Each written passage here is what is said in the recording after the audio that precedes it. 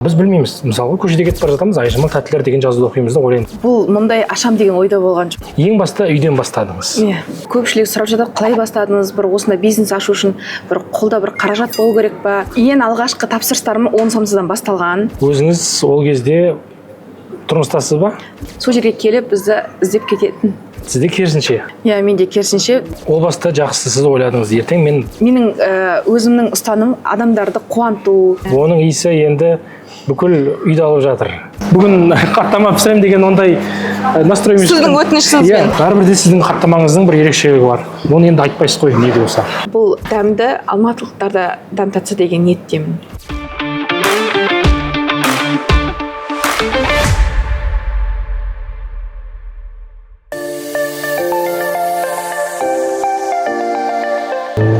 Айжамал, саламатсыз ба? Қалыңыз қалай? Қош келдіңіз біздің Kids Park'ке. Иә, мен енді бірнеше уақыт болды Шымкентте жүрмін. Қай жерге барсам да осы Айжамал тәттілері деген сіздің логотипіңізді көремін де таң қаламын. Бұл қандай бренд? Бұл қандай кәсіпкер? Өйткені Шымкентте бұрын әртүрлі компаниялар болды ғой тәтті пісіретін. Қарасақ, кәдімгідей осы соңғы 5 жылда, 10 жылда кәдімгідей танымал брендке айналып кетті. Мынау енді сіздердің мейрамханаларыңыздың біреуі ғана, иә? Бұл жаңа формат бізде Kids Park, балалар алаңы және тамақтануға біздің тәттілерімізді алуға болады осында. Яғни бұл жаңа форматтағы жалғыз әзіргі таңда осындай үлкен ресторан, иә? Балаларға арнап жасалған. Асты ресторан, үстінде балалар ойнайтын алаң. Ендеше танысып көрейік жұмысыңызбен. Бізде ғимаратымыз 3 қабаттан тұрады. Бірінші қабатта осында біздің тәттілеріміз, осында тамақтануға болады. Төбеде 2-ші этажда балалар ойнайтын алаң және де кабинкалар. Ең астыңғы қабатта бізде караоке. Караоке де бар ма? Яғни ол бізде халал караоке. Көпшілігі дұрыс түсінбей қалады, но бірақ көбінесе жақсы сұраныста. Тамаша. Онда ән айтамыз қазір. Жақсы көрейік онда, жүріңіз. Қай нүктемізге кірсеңіздерде бізде бірінші полуфабрикаттарымыздан басталады. Біздің дастархан қойылатын дайын тарелкаларымыз, тәттілеріміз және де мына жерде нан тоқаштарымыз. Олардың барлығы осы жерде, егер кафеге келушілер болса, ыстықтай дәл осы жерде пісіріліп береді ғой? Иә, пісіріліп береді осы жерде. Осы жерде жаңағы тәттілерімізді жеуге болады. Көптеген жаңағы осында туған күн өткізгендерге туған күн иесіне именно торт алса 20% жеңілдіктер қарастырылған. О, тамаша. Мына біздің жаңағы тәттілеріміз бар. Осы тәттілер демекші, сіздерде бүгінгі таңда қанша тәттінің түрі сатылады? Сіздерден шығады? Бізден 500-ге жуық. Барлық печеньеларымыз бар, печеньенің 44 түрі бар, пирожныларымыз бар, полуфабрикаттарымыздың барлығын қосқанда торттарымыз, тағамдарымыз бар оның ішінде. 500-ге жуық. Негізі басында нешеден бастадыңыздар? Қанша түрден бастадыңыздар ең басында? Бастапқыда 3-4 нәрседен бастағанбыз ғой. Бүгінгі таңда 500-ге жетті. Ары қарай тағы да 1000-ға жете ма? Жету мүмкін, себебі халықтың сұранысына қарай компотты қостық, дженттерімізді қосып жатырмыз. Тамаша, ұлттық дәмдеріміз де қосылып жатыр. Ұлттық дәмдеріміз қосылып жатыр. Чак-чагымыз бар, барлығы халықтың сұранысына қарай. Пирогтарымыз бар. Мына торттың барлығы бүгін кеше дайындалған торттар ғой, иә? Біздің барлық торттарымыздың жаңағы шыққан уақыты, күні, қай күнге дейін сақтау мерзімі барлығы жазылған. Бұл торттар қатырылмаған, көріп тұрсыздар. Қазіргі клубника дейміз, сезондық клубникалармен безендірілген. Тұтынушы келіп өзіне ұнаған таңдай алады. Қанша күн сақтау мерзімі сіздерде? 3 күннен аспайды. 3 күннен кейін бұл списанияға кетеді. Мен бірнеше дүкендерді білемін, ол жерде морозильникте тоңазытқышта сақтап қойып, бір аптаға дейін, 6 күнге дейін сата береді. Біздің енді Айжамал тәттілердің жаңағы фишкасы дейміз ба? Негізгі ұстанымы табиғи өнім. Ол табиғи болғандықтан ұзақ мерзімде сақталмайды. Тамаша. Жүріңіз ендеше 2-ші қабатты көрейік. Жақсы. 2-ші қабатқа көтерілеміз. Мына алдарыңызда көріп тұрғандар. Безендірудің барлығы мен өзім идеям. Тамаша. Ең сұрайын деп жатырмын, кімнің идеясы мынау деп? Қабырғаға сурет салу, барлығын өзім осындай қаладым осындай нәрсені да, бір балалар ерекше бір мән беріп қараса екен деген, бір табиғатты көрсе екен деген ойда істелінді бұл нәрсе. Тамаша. Нағыз балаларға арналған мекен жай екен ғой мына жер. Келеді, тәттіні де жейді, тамақтанады, ойнайды. Мына жерде балалар ойнайды. Жақсы нәрсе. Бұл осы этаждың барлығы бізде балалар алаңы, және де 3 кабинкамыз бар, оларға қыздарға арналған. Туың өтседі. Өткізбей болады. Тамаша. Енді мына жерге әдетте мұндай ойын сауық орталықтарында мұндай жерге кірудің өзі ақылы ғой. Сіздерде сонда келген балалар тегін кіре бере ме ол жерге? Тегін кіреді. Бұл кабинкамыз жалпы кішкентай балаларға арналған кабинкамыз. Тамаша. Міне қарасаңыздар, бір карта, бір өзінің әрбір кабинканы бір ерекше стильмен безендірдіңіздер. Иә. Керемет. Мынаның ішінде енді туған күн атап өткен балаларда арман жоқ шығар. Бұл кабинкамыз қыздарға арналған. Қыздар бұл бөлек шай ішеді десеңізші шын жерде, иә. Тамаша. Міне осылай біздің Стилі сондай қызғылт, иә, қыздарға арналған. Нағыз бойжеткендер мен кішкентайлар. Қаншайымдар туған күн тойлайтын жер екен ғой. бұл ұлдарға арналған Кабинка. кабинкасы дейміз. Ғарышта отырғандай сезімде болады дейсіз ғой. Тамаша. Ерекше екен. Әрқайсысының өзінің бір концепциясы, идеясы бар, иә? Бар. Ерекше әртүрлі. Біздің бұл караоке кабинкамыз халал. Тамаша. Шымкентте ондай караоке халал дегенді Айжамал тәттілерінің сондай караокесі де бар ма? көпшілігі білмей жатады. Бұл неше караоке залыңыз бар? Әзірше біреу. Біреу. Иә, Ол 30 жақта адамдық. көбейеді. 30 адамдық, иә. Мына жерге келіп туған күн тойлап, ән айтып кәдімгідей. Туған күн тойлап, осында жаңағы сырласу кештері болады. Осында келіп отырып Тәтті шай, құдалық, кішігірім. болады. Халал. Иә. Өйткені халал сертификаты берілген. Иә. Тамаша, міне. Туған күнімді осы жерде істеймін. Келіңіз. Келіңіз. Сұлу самал майдан көңілімді жайлады жаңа, жол жүргенде жайдары сұлу самал майданы көңілімді жайлады жаңа. О, алыс түзу жолдармен заулап жүрегімде оттай сезімім барда.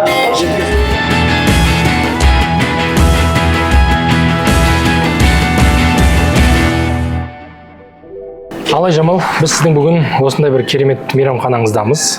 Бұл ең бірінші ашылған мейрамхана ма, жоқ әлде? Бізде ең алғашқыда желтоқсаннан бастағанбыз. Желтоқсан көшесінің бойындағы мейрамханадан бастадыңыз. Негізі жалпы о бастағы ой, сіз үйден тәттілерді пісіріп, ыстық тағамдарды пісіріп, адамдарға тапсырыспен жеткізіп отырдыңыз. Бұл мұндай ашам деген ойда болған жоқ. Мүлдем ойда болған жоқ. Үйден бастағанбыз, жай ғана жаңағы пәтер дейді ғой. Балалармен, сол жерде ата-анамен тұрып, үйдің кішкентай ғана печкасымен істегенбіз. Кейіннен тамаққа негізінен өзім қызығушылығым болады, бірақ енді бұл тамақты пісіру үшін өзім маманы керек қой енді. Бұның барлығы халықтың сұранысы бойынша кейін жақын тамақты қостық, бірте-бірте осылай көбейе бастадық. О баста жақсы сіз ойладыңыз, ертең мен тәттілер пісіремін, тамақтар пісіремін, үлкен цех ашуым мүмкін, бірақ ресторан кәсібі дейді ғой, ресторан бизнесі, бұл өз алдына бір бөлек. Әдетте біздің білетініміз осындай мейрамханалар, кафелер болады.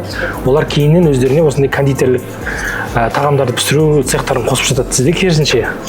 Иә, менде керісінше, бірақ қанша дегенмен өзіме барбір кондитер саласы өзіме жүрегіме жақынырақ. Ресторанның бизнесін бәрібір қанша дегенмен қиын, бірақ сол қиындыққа қарамай жүргізіп келе жатырмыз. Бұл сұраныстан туды ма, жоқ әлде неден пайда болды ресторан ашу деген идея? Менің өзімнің ұстаным адамдарды қуанту, бір қуаныш сыйлау, сондай бір немен болған шығар. Енді балалар алаңы деген өзіме жақынырақ болды. Ең баста үйден бастадыңыз. Иә. Үйден торт пісірдіңіз бе, әлде самса пісірдіңіз бе, жаңылыспасам? Ең алғашқы тапсырыстарым 10 самсадан басталған. Үйде отырып, жаңағы өз енді Инстаграм енді ғана дамып, енді ғана бүйтіп өз басым Инстаграмдан торты на заказ деген, выпечка на заказ деген орысшалап айтылған нелердің бәрін қарап отырып, адамдар 4000 теңгеге тапсырыс береді екен ғой, 1 килограмм торты деп өзім айтып жүріп, сол нәрсені қалай бастап кеткенін өзім білмей қалдым. Тапсырыстарым жаңағы Инстаграмның көмегінің арқасында осындай жаңағы Айжамал выпечка на заказ еді біріншінде. Кейін барып оны бір қатақшылыққа ауыстырайық, бір өзі тәттілер деген сөздің өзі ол кезде қолданыста аз болатын. Ойлана келе өзімнің атымен Айжамал тәттілері болып, ортақ шешім болып, тәттілер болып қалып қойды. Мен ол кезде енді бір үлкен бір мынандай брендке айналады деп ешқандай ойымда болған жоқ. Бірақ бұның артында өзімнің атым болғандықтан бір үлкен жауапкершілікті сезіндім. Айжамал деп келіп іздеп тапсырыс бергеннен кейін сол жауапкершілікті мойныма көтердім. Енді сізді бұрыннан білетін, о бастан қолдап келе жатқан оқырмандар біледі. Сіз осындай қазақтың жап-жас қара көз қызысыз, өзіңіз осындай өз күшіңізбен кәсіп бастадыңыз және оны Айжамал тәттілер деп өз атыңызбен қойдыңыз. Ал біз білмейміз. Мысалы көшеде кетіп бара жатамыз, Айжамал тәттілер деген жазуды оқимыз да ойлаймыз, үлкен бір апайдың сондай бір өзінің сондай цехы бар шығар, кондитерлік үйі бар шығар деп ойлаймыз. Енді өзіңізді көп көрсете бермейсіз, көбінесе өзіңіздің өніміңізді насихаттайсыз, Енді Айжамал деген ат енді бұрынғы бір ескі аттардың бірі ғой. Үлкен апайды елестетеді көбінесе, жас деп ешкім ойламайды. Бұл Айжамал тәттілер нөлден басталған бизнес. Көпшілік сұрап жатады, қалай бастадыңыз, бір осында бизнес ашу үшін бір қолда бір қаражат болу керек па деп сұрап жатады. Мен олай демес едім. Бастапқы өзінің жақсы көрген ісім болса, кез келген жаңағы алға қойған мақсатым болады, осындай бір жоспарым болады, сол жоспарға жетуге әбден мүмкін. Қараңызшы, енді сіздікі шынында да айтып отырса бір фантастика сияқты. Сіз өзіңіз медициналық академияны бітірдіңіз, медуниверситетті бітірдіңіз. Мүлдем кондитер, аспаз, ондай маман емессіз. Блогер де емессіз, танымал үлкен аудиторияңыз бар, ол аудиторияға келіп өнім сататын. Қалай сіз қанша оқырман болды ең басында сізде Инстаграмда? Бастапқы кезде Айжамал тәттілер ғана болған. Кейіннен личный бренд деп жатады ғой. Кейіннен өзімді көрсетейін, себебі халық кім артында тұрған кім екенін білгісі келді, көрсетейін деп. Ол да бір жеке парақшамыз ашылды. Енді сол Айжамал тәттілер деп бастаған парақшаңыз нөлден бастадыңыз ғой кәдімгідей? Нөлден басталып, жүргізіп, күнделікті. Мен ойлаймын, халыққа бір үлкен бір қатты ізденістің қажеті жоқ, шынайылықпен қалай бар, бір сол нәрсені ол кезде монтажды білмейміз, жаңағы SMM деген нәрселер жоқ, бар болса да біз ақшаны қимаймыз, бәрін есебі болады. Өзіміз істеуші едік, SMM-де, закупты да өзіңіз үйде түсіресіз, дайындайсыз, саласыз, тапсырыс аламыз, телефонға жауап береміз, өзіміз істейміз. Барлығын бастапқы кезде бұл бизнес 3 адамнан басталған. Мен болдым, менен кейін үлгермеген кейін анам қосылды, анамнан кейін жеңгем қосылды. Сол қазір бір 3 адамның басталған, қазір сол 500-ге жуық адамды жұмыспен қамтамасыз етіп отырмыз. Тамаша, жаңа айтып қалдыңыз, 10 самсадан тапсырыстан бастадым деп. Бірінші тапсырыс жақсы, 10 самса болды. Одан кейін ары қарай тапсырыстар қалай кетті? Ары қарай сол кездерге қазірде әлі де біздің сөрелерімізде бар. Бупай молочная девочка деген торттарымыз ол сөреден кетпейді. Сол торттарымызды пісіріп, одан кейін біздің Шымкентіміздің күнделікті той болып жатады. Сол тойда жаңағы біздің ассорти деген тарелкамыз бар, сол жерден ауыз тиді. Содан сарафан радио дейді ғой. Естіп, біліп, үйде отырып, сол өзінің домның ішінде ауласы болса, сол аулаға іздеп келіп, бір жолдың бойында жазылып тұрған жоқ еді ол кезде. Сол жерге келіп, бізді іздеп кететін. Өзіңіз ол кезде тұрмыстасыз ба? Жоқ. Әлі бойдақсыз, ол кезде бойдақсыз. Жоқ, тұрмыстамын, мен 3 қызмен бірге. Өзіңіз бір пәтердесіз ол кезде, 2 бөлмелі пәтер, жаңылыспасам. Ата-анаммен бірге тұрып жатсыз. Сол жерде пісіріп бастадыңыз. Оның иісі енді бүкіл үйді алып жатыр. Сол, қаншама сол үйде дейміз ғой, неде. Қанша жыл жұмыс жасадық. Цех жоқ ол кезде? Цех жоқ, сол кезде жаңағы үйлердің шахтасы болады ғой, енді сол шахтада иіс деген 9 этажға алып барады иістің барлығын. Көршілеріміздің қолдауы ма дейді, көршімен жақсы бол дейді ғой енді, соның арқасы шығар. Түсіністікпен қарады ғой, Түсіністікпен қарап, жаңағы қолынан келгенше жасай бер деп қанша өздерінің алғысының тілектерін білдіріп жатты. Қанша уақыт үйден тапсырыс қабылдап жасап отырдыңыз? Бір 3 жылдай уақыт. Мәссаған, 3 жыл бойы үйден тапсырыспен жасап отырдыңыз. Үлгеріп жаттыңыз ба? Үлгеріп жаттық оның барлығын.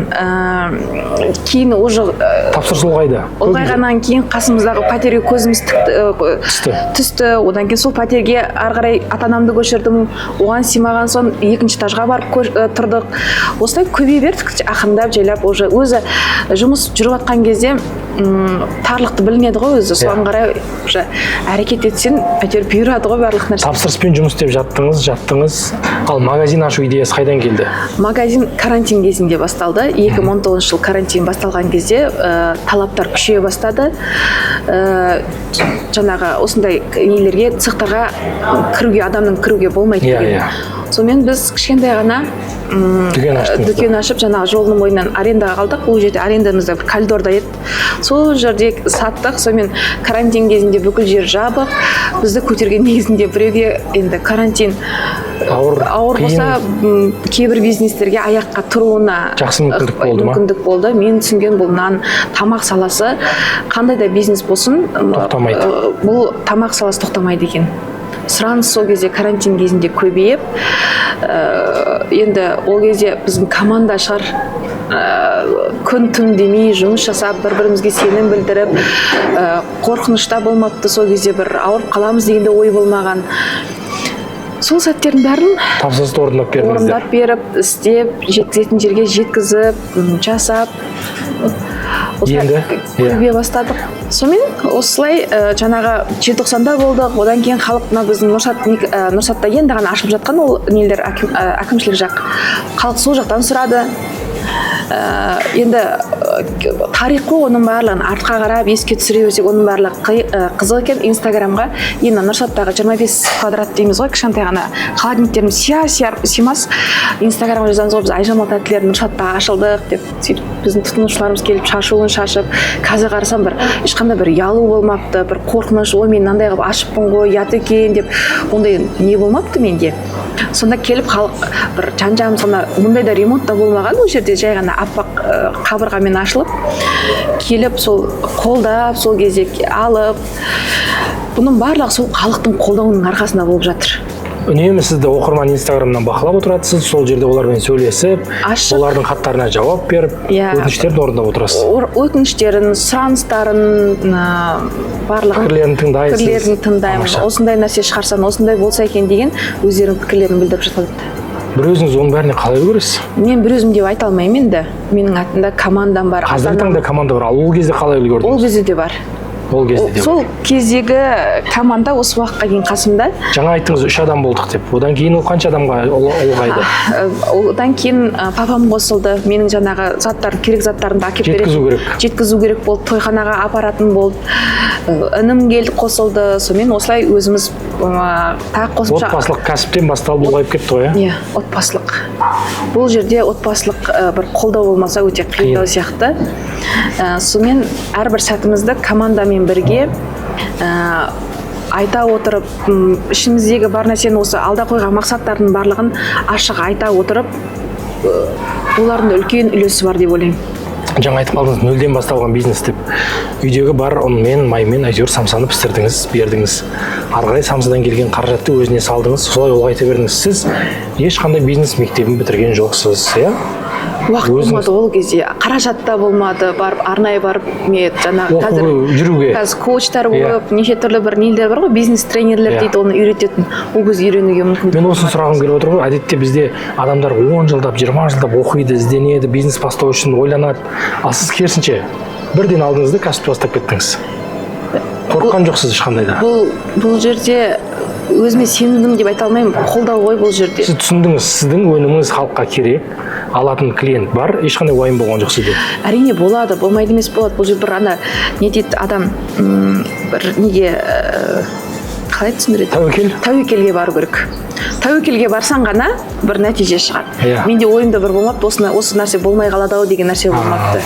Енді осы жерде сұрайыншы, Шымкентте сізге дейін бірнеше кондитерлік үйлер болды. Атақты енді атын айтпай қойған, қазір кәдімгідей бәріміз кафелері болды. Бірақ қазіргі таңда сіздің кафелеріңіз олардың да бөлімшелерінен көп кәдімгідей танымал болып кетті. Енді сіз жақсы айтып отырсыз, жаңа бір дүкен аштық, бір кафе аштық. Ары қарай ұлғайтуға жүрексінбедіңіз бе? Осындай атыда дүркіреп тұрған үлкен кондитерлік брендтер бар, олардың қасында мен қандай болады екен деп.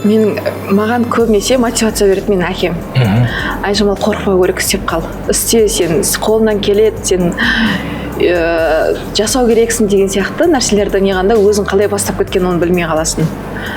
Ол жерден бір қарап қойдым, осы сен барып көріп кеш дейді, сонымен болды, сонымен басталып кетеді ғой.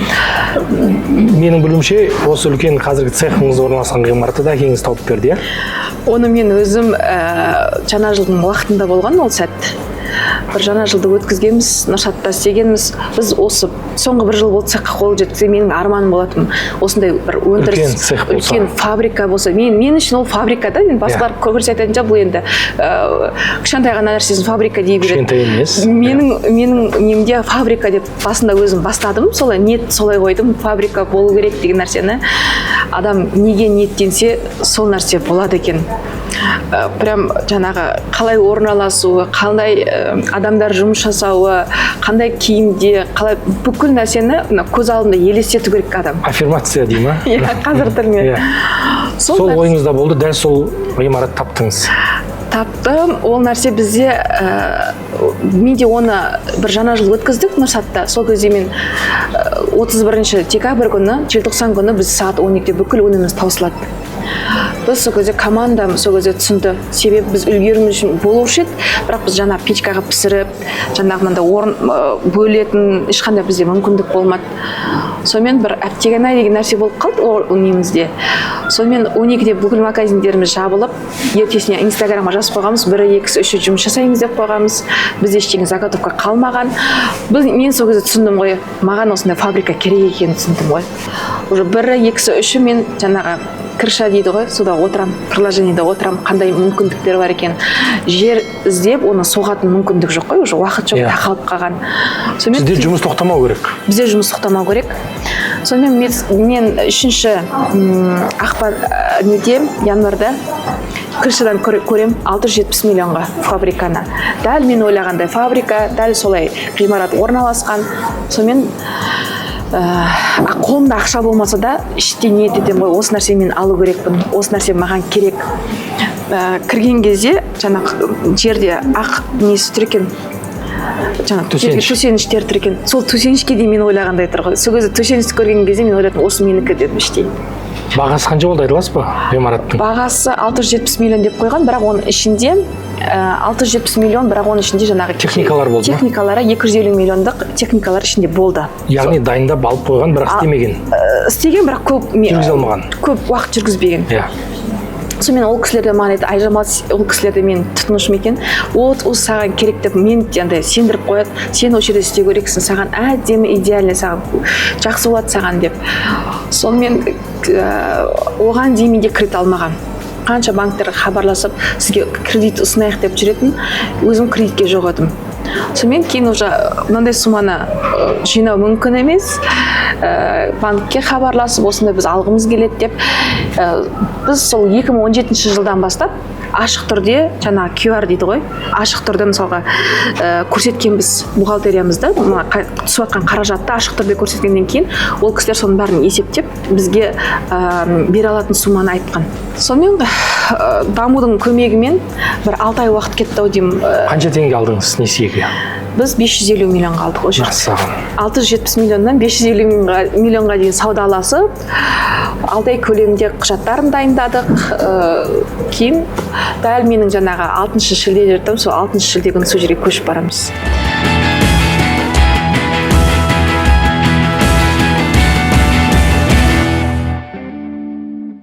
Асхат мырза, біздің фабрикамызға қош келдіңіз. Қош көрдік, тамаша. Ішіне кіріп шолу жасайық. Өз көздеріңізбен көріңіздер, қалай әзірленіп жатқанын. Яғни бізде фабрика кірген кезде толыққанда жұмысқа дайын болып кіреді. Бәрін мына жақта тастап кетеді. Иә, тастап кетеді. Иә, мынау сіздердің кіреберіс жеріңіз. Осы жерде біздің әрбір жұмысшымыз телефондарын өткізеді. Осы жерде қалдырып кетеді. Осы жерде қалдырып кетеді. Телефон алып кірмейді ішке. Жоқ, тек үзіліс кезінде үйіне хабарласатын болса, осы үзіліс кезінде 1 сағат кезінде қолдануға болады. Қазір біздің жұмысшыларымыз түскі аста, сондықтан аз ғана телефон болып тұр. Іске киіп, ішке кірейік. Жақсы, киімсіз кіруге болмайды. Жоқ. Бізде бухгалтерия, әкімшілік осы жерде отырады. Ары қарай бізде киім ауыстыратын орын, және де тамақтанатын орын. Тамаша.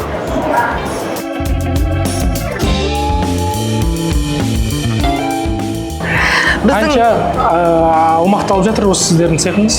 45 сотық. 45 соттық. Иә. Мына жерде торт деп жазып қойып, мынау морозильник па? Біздің морозильниктеріміз әр цехқа өзіне жеке морозильниктер береміз.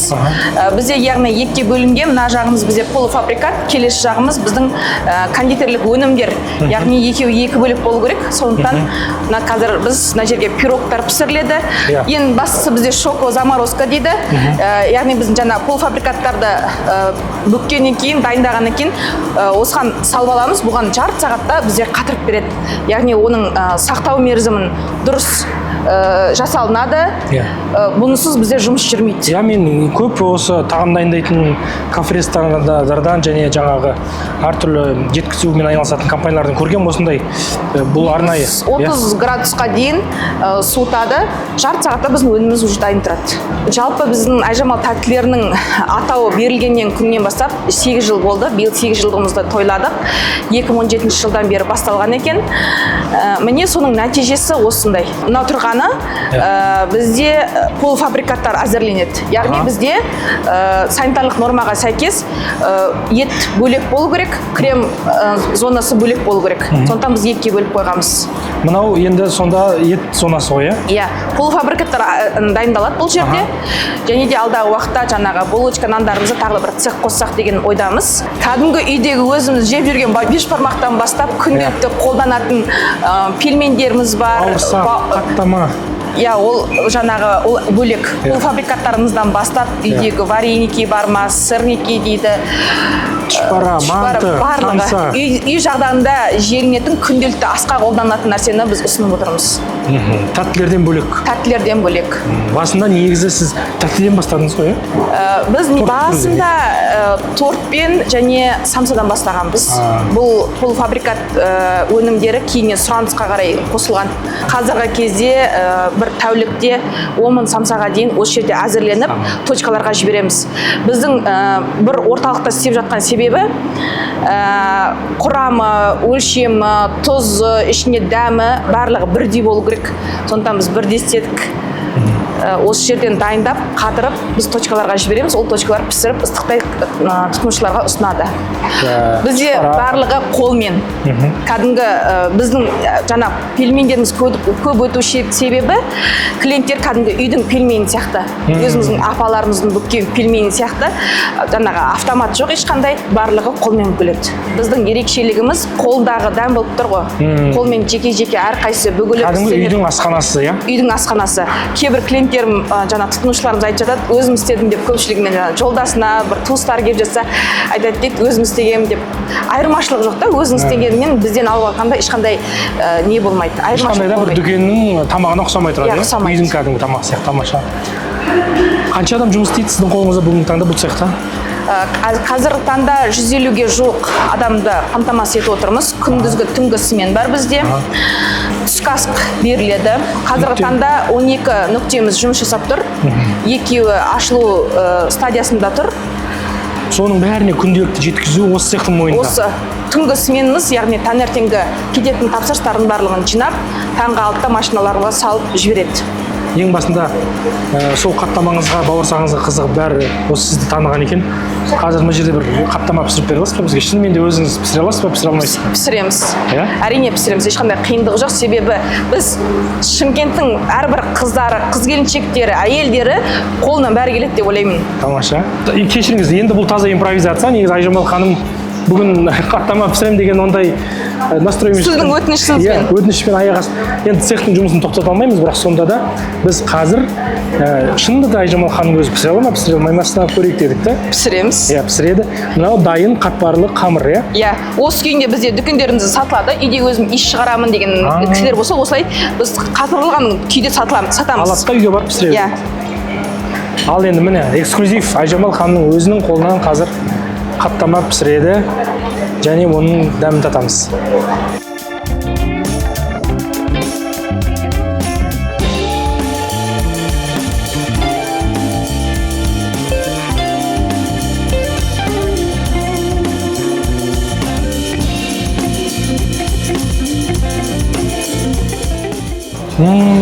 Керемет. бәрібір де сіздің хаттамаңыздың бір ерекшелігі бар. Оны енді айтпайсыз ғой, не де болса. Енді мен басты секретін айттым ол жерде. Ең бастысы махаббатпен. Махаббат, екіншіден жаңа минералды су. Жай ғана суға істесек бұл бұндай қатпарлы болмайды. Керемет достар. Керемет. Әдемі. Құтырлап тұр кәдімгідей. Ал енді дәл осы қарқынмен самса бүгіп тастаймыз ба, не істейміз? Самса бүгілу жолын көрсетейін. Иә, өйткені оның да бір өзінің ерекшелігі бар. Басында менен басқа ешкім бүге алмайтын сияқты көрінетін. Себебі анау самса дастарханға қойған кезде әдемі болып тұру керек та. Ойы да, тұрысы да әдемі тұру керек. Қазір басып көрейік соны. Тамаша. Естен шықпайды ол бәрібір. Иә, саламатсыздар ма? Саламатсыздар ма? Еңбектеріңіз табысты болсын. Әрбір мынау біздің тестамыз песочный слоеный тесто дейді. Бұл да үйленуі жаңағы жай нәрсе емес. Дәмін көргенде бірден түсінеді адамдар. Бұл да қатпарлы, оралады. Осыны біз қазір, осының барлығы 35 граммнан кесіледі, таразға қойылып істелінеді. Аспау керек, аз болмау керек. Одан аз болмау керек.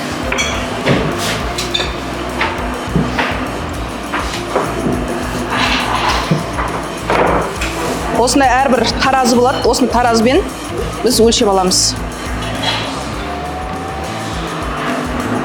Көзбен мөлшерлеу деген жоқ қой, Жоқ. Енді ортасында салмасына етпен де болады, асқабақпен, тауықпен болады. Клиенттің сұранысы бойынша өзі қалаған сатып алады. Жақынырақ сіздерге көрсетейік. Міне самсаның түйелі жолы. Екеуін жақсылап жабыстырып аламыз. Екі тестаны осы бұрышынан бастап, міне осылай жабыстырылып кете береді. Етті кәдімгідей толтырып салады екенсіздер. Өзің еттінде нормасы бар 35 грамм салмасына. Одан кем емес, көп емес. Мінекей. Міне. Сіздер жақынырақ болсыншы. Бұл жартылай фабрикат, иә? Иә. Осыны біз пешке салып алсақ болады. Немесе қатырылып біз жартылай дайын өнімдердің арасында үйде пісіріп алуға да болады. Тамаша. Осы самсамызбен біз мақтанамыз. Ең басында осы самсадан бастадыңыз ғой? Осы дәм, осы тестасы, осы салмасы, осымен 7-8 жыл болып келе жатыр. Осы бір самсамен, бір түрмен сауда жасап келе жатырмыз. Бағасы да қолжетімді, дастарханға да әдемі қойылғанға. Керемет. Так, мына жерде не болып жатыр? Бұл жерде бізде қамыры тесік раскатка дейміз дана. Бұрында бұл нәрселер жоқ еді, қолмен жаямыз. Қазір бұл жұмысшылардың жұмысын жеңілдету керек. Сондықтан осындай аппараттарды қолданамыз. Дайын қамырды алып келеді, салат ол өзі жайып бере ме, кесе ме? Енді бұнда үлкен ет бермейді. Бастапқы несіне көмектеседі, формасына көмектеседі. Енді ары қарай өздері жайып алады. Қолмен жаяды. Тамаша. Сәл де болса жұмысты жеңілдетеді. Жеңілдетеді. Енді айтып жатырмыз ғой. Әлі мұндай өнімдер дайындайтын роботтар шыққан жоқ. Енді 100%. естуім бойынша бар, жеңілдетуге болады, бірақ сонда да 100% дайындайтын жоқ. Жоқ. Қазанда не қайнап жатыр? Компоттарымыз. Кәдімгі алманың қақ қойып, үй жағдайында балалар жақсы көретін компотымыз. Ешқандай дайын сироп емес, кәдімгі табиғи алмадан қайнатып жасайсыздар, иә? Иә. Бізде бұндай компот бар, каркаде бар, жаңағы зеленый чай дейді, 4 түрін істейміз. Тамаша. Күніне қанша компот қайнатады, білмейсіз ба, шамамен? Сұранысқа қарай ғой. Сұраныс бұл нәрсе, сұраныс деген себебін алдын ала дайындап қойып, бутылдарға құйып қоймаймыз. Сұраныс келеді, 7 күн ғой бұның. Натуральный нәрсенің өзі ұзақ сақталмайды. Сондықтан бұл сұранысқа қарай тапсырысқа дайындап береміз. Тамаша. Біздің сөрелерімізде бұл сатылымда. Тамаша.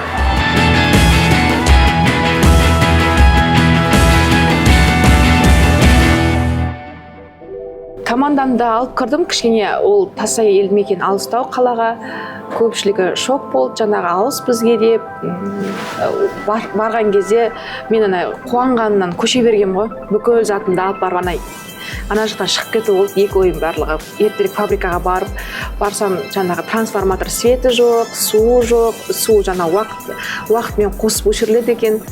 канализациясы жоқ, оның бәрін есепке алмаған ғой мен. Бүкіл бәрін жұмысшылардың бәрін көшіріп апарып алғам, соны өзім соған мәзбін. Уже печкаларды қосқан кезде біздің уже светтеріміз көтерген жоғын.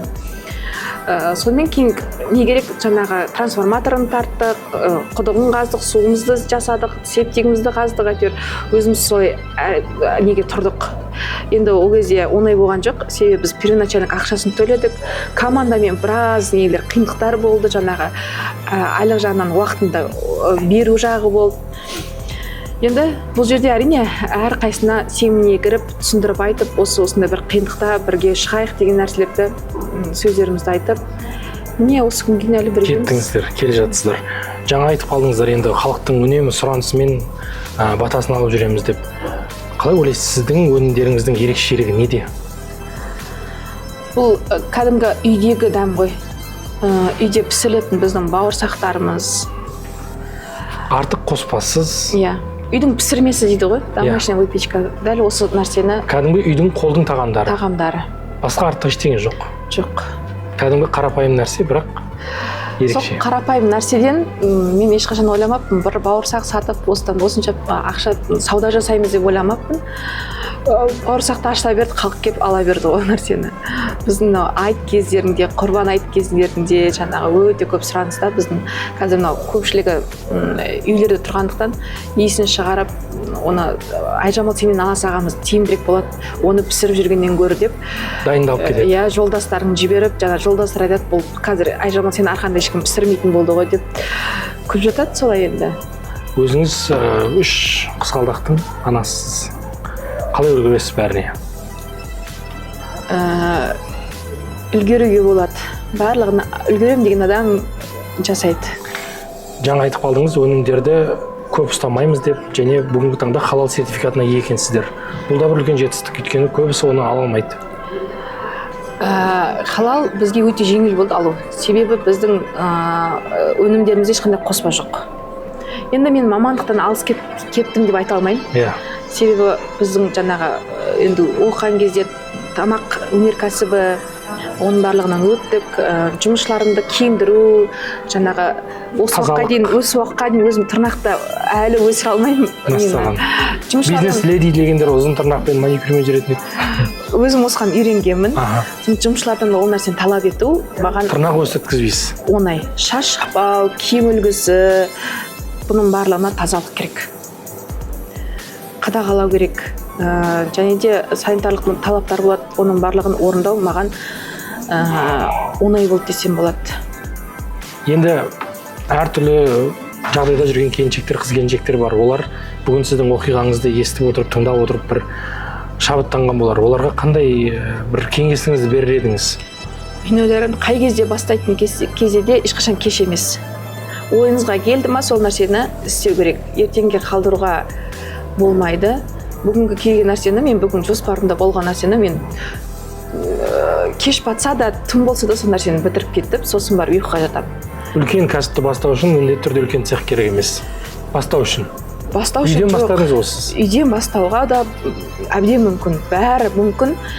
Ең бастысы сіздің өзіңізге сенім, ұсынып жатқан өніміңізге өзіңіз сенімді болып, соны халыққа жеткізу.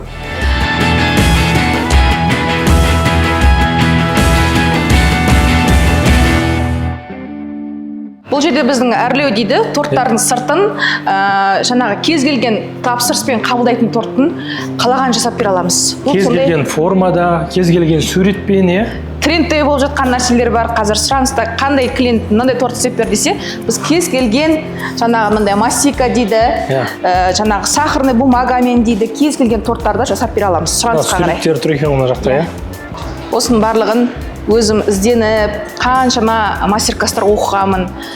Осындай жұмыс істейтін кісілерге сыртын үйретіп, барлығын көрсеткеннен кейін, ол да үйреткен нәрсені жасай алады. Бұл да бір қиын жұмыс негізі. Өйткені формасын шығару, ана фигуралар дәл солай жасау, Иә. Бір шығармашылық дейді, осындай адам болу керек болған. Төзім жететін, сондай бір адамдар болу керек. Осындай компьютерлармен кез келген суреттерді шығарып, дәл сол суреттегін жасап береді. Тамаша. Мына бізде жаңадан келген аппарат, бұл тоже Италиядан келді. Бұл жерде қазір драже в шоколаде дейміз. Фундукпен, миндальмен жасап, осында шоколадпен жасап, әдемі бұдан бір дүние шығып жатыр. Көріп тұрғандай, мына алдымызда хит болған торттардың бірі Whoopie Pie деген. Ішіне құрамына шоколад қосылады. Осылар кейін шарикпен жасалынып, қаншама мастер-класстар бергенбіз ғой. Мына үшінші тұрған торт. Жеке-жеке осылай корждар пісіріледі. Кейін осы жинаймыз арасына крем қойып. Бұның құрамы таза калябаут, қазір бельгийский шоколадтар болады. Сонымен дайындалады начинкасы. Бізде тек қана таңертең кешке дейін макарон істейді. Дұрыс па? Иә. Осылай кез келген қыздарды біз үйрете аламыз. Мына кінің қасына біздің көмекші қыздар қажет мысалға да. Үйренемін, істеймін деген адамға әрдайым есігіміз ашық. Тамаша. Осы цехтағы ең қымбат машина осы деп естідім, сол ма? Иә. Осы туралы айтып беріңізші. Италиядан келген біздің арнайы осы 2 линия печенье өндіреміз. Бұның ең қымбаты Селми деген ең қымбат бренд. Бұл шоколадты жаңағы ертеді. Мына туннель дейміз. Салқындатады бірден. Бұл жерде біз ұтатымыз сапа. Бұдан шыққан өнім өте әдемі, бір тегіс, ешқандай жабыспайды. Өзінің жаңағы печеньелеріміздің бетінде шоколад болады. Олар ерімейді, трещина бермейді осы аппараттың арқасында. Қанша тұрады қымбат дегенде? Жалпы біз бұны даму арқылы алғанбыз 250 миллион тұрады. На, саған 250 миллион? Мен өзім жалпы жақсы көремін. Біздің печкаларымыз да қымбат, оникстарымыз да бар. Ең қымбат нәрселерден қолданғанды өзім ұзаққа шыдайды және дайын өніміз сапасы жоғары болады. Италиялық техника. Неге Қытай емес, неге Түркия емес? Олар да жаман шығарып жатқан жоқ. Біздің таңдауымыз осы болды. Себебі енді жақында Қытайға барып келдім. Осы дәл осының аналықтары бар. Бірақ енді одан көңілім толмады бәрі қанша дегенмен. Біз қазір пончикті әзірлеп жатырмыз. Осындай бірінші көтеріп аламыз. Кейін осыны майын қараңыздаршы. Майын өзі тап-таза. Сіздер енді мөлдіреп тұр. Иә, осы пончиктеріміз ішіне начинка салынып, витриналарға жіберілетін боламыз. Мына артыңызда тұрған біздің қамыры. Қандай бір әскерде тұрған солдаттар сияқты тұрға бір әдемі болып. Тамаша, бәрі біркелкі. Міне. Құйып қойғандай. Міне біздің пончиктеріміз.